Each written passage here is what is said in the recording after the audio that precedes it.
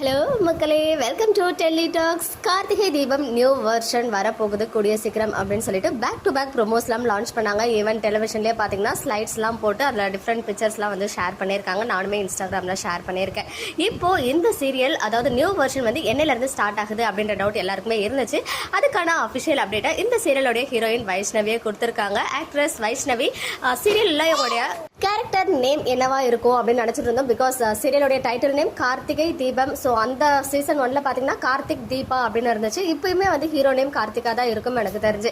So Deepa Deepika அப்படின்லாம் நான் யோசிச்சுட்டு இருந்தேன். பட் இவங்களுடைய நேம் வந்து சீரியலில் பார்த்தீங்கன்னா ரேவதி அப்படின்றது தான் அவங்களுடைய நேம் போல். அந்த விஷயத்தையுமே அவங்களே ஷேர் பண்ணியிருக்காங்க. நவம்பர் 11 ரேவதியா வந்து உங்களை மீட் பண்ண வரேன் அப்படின்னு சொல்லி. இந்த வீக் இன்னும் 3 days எபிசோட்ஸ் இருக்கு. இதுல வந்து தீபா இறந்து போற சீன், அதுக்கப்புறம் கார்த்திக் கிட்ட என்னெல்லாம் வந்து சேஞ்சஸ் நடக்குது, அதர்வைஸ் அதே மாதிரி எனக்கு தெரிஞ்ச லீப் எல்லாம் கொண்டு போகல போல, அப்படியே தான் முடிச்சுட்டு ஃப்ரெஷ்ஷா கார்த்திகை தீபம் சீசன் 2 மாதிரி ஸ்டார்ட் பண்றாங்க. கமிங் மண்டேல இருந்து கார்த்திகை தீபம் புத்தம் புது பொலிவோட நிறைய நியூ ஃபேஸஸோட ஸ்டார்ட் ஆக இருக்கு. அண்ட் இந்த சீரியலோட காஸ்டிங் டீடைல்ஸ் கேட்டிருந்தீங்க இல்லையா? ஸோ நெக்ஸ்ட் வீடியோல ஷேர் பண்றேன் யாரெல்லாம் இந்த சீரியல்ல புதுசா ஜாயின் ஆகியிருக்காங்க.